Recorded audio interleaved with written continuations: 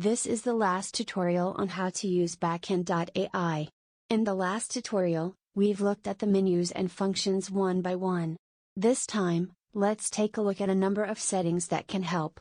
If you look at the bar at the top of the Backend.AI, you can see the name of the project group, the user icon with the current account name, and a logout button.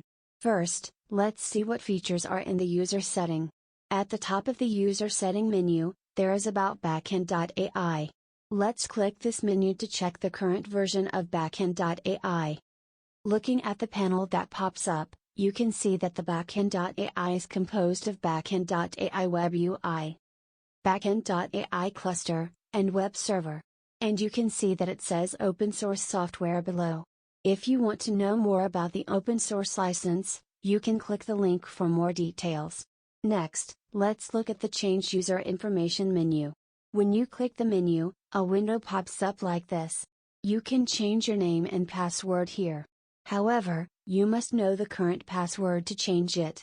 The password should be changed following the specified rules just like when you registered. You must enter the same characters in both fields here. Please remember that the changed password will take effect when you log in again. Let's take a closer look at the user setting menu by clicking on the icon. When you click on the Preferences menu, you will be taken to a new page. You can also access this page directly by clicking the gear icon in the lower left corner. There are 7 functions in the user setting menu. The desktop notification menu is to show the notification from the Backend.AI as a web browser notification. It is set on by default, so if you don't want to be notified, you may disable it by clicking the toggle switch on the right. However, even if this option is turned off, the notification message will be displayed within the Backend.AI. In some cases, you can make the sidebar smaller to show only icons. Click this icon on the top left to make the sidebar small, or to revert. Since this icon temporarily changes the width of the sidebar, refreshing the page will make the sidebar revert to the original width. At this time, if you enable this option, you can change the default setting of the sidebar to be compact. Backend.AI supports Korean and English language. Select the language and refresh the page, then all menus of the Backend.AI will be changed to the selected language. In the Backend.AI desktop app, you can connect directly to the computation session with the Secure Shell protocol.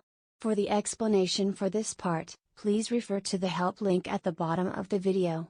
The next feature is Automatic Update Check. When you enable this function, you will be notified when a new version is released, as stated in the description. However, please note that this function only works when internet access is available. For security reasons, you can log out automatically when all the Backend.AI web pages are closed. If you enable this function, you will be logged out soon after when all windows are regarded as closed, which is at least 3 seconds after all the Backend.AI web pages are closed. In the Backend.AI, you can write a shell script that applies to every computational session when it starts. Click the Edit User Config Script button below to write and apply a shell script. Currently, the Backend.AI provides Bash shell script, Z shell script, and R environment, which is required to configure the R language environments. Select the type of shell script and enter the commands below. When finished, click the Save button or click the Save and Close button to save your script. In all future sessions, the entered shell script is applied at the start of the session. Let's check it out together. After writing a simple script and saving it, let's check if the script is applied in a newly opened session through a web terminal application. Enter the following script and click the Save and Close button to save it. Let's go to the session page and click the Start button on the right to create a session. This is just for checking shell script, so set the environment to Python and resource allocation to small. Then click the Launch button at the bottom to create the session. In the App Launcher window, click the Console app icon to open the Web Terminal application.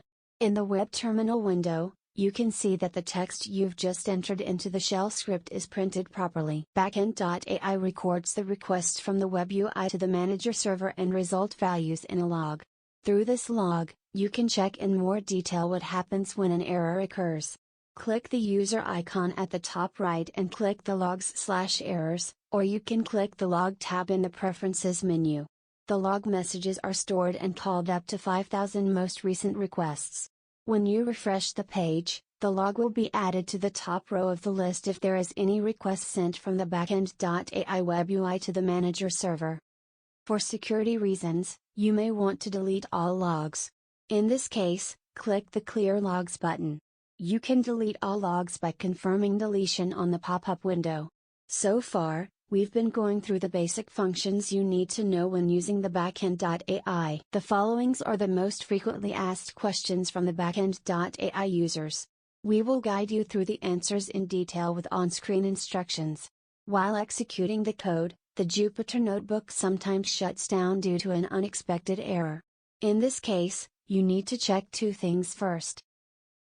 First, check whether the amount of resources allocated to the session was enough to deal with the data.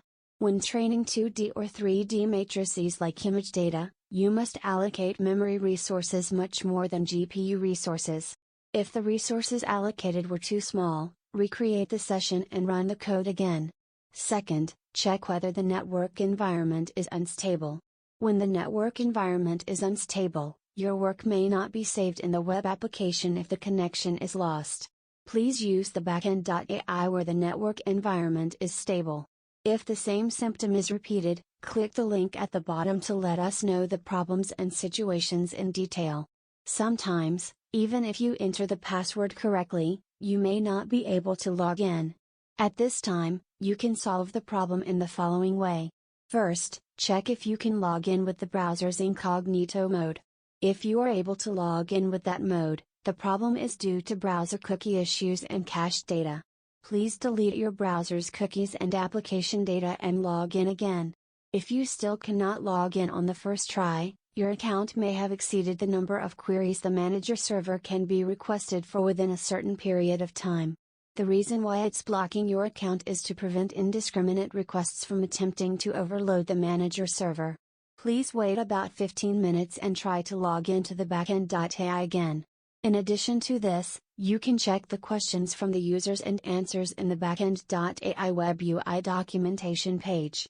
Click the question mark link in the bottom left, or click the link at the bottom of the video to learn how to use each menu in more detail, including the user setting menu that has been introduced so far. That's it for the Backend.AI tutorial. So far, over the 4 videos, we have looked at what Backend.AI is, what menus Backend.AI has, and how to use them. In addition to the basic usage, we will update how to use the Backend.AI more efficiently, and how to train the latest deep learning algorithms with the various types of data, using Backend.AI.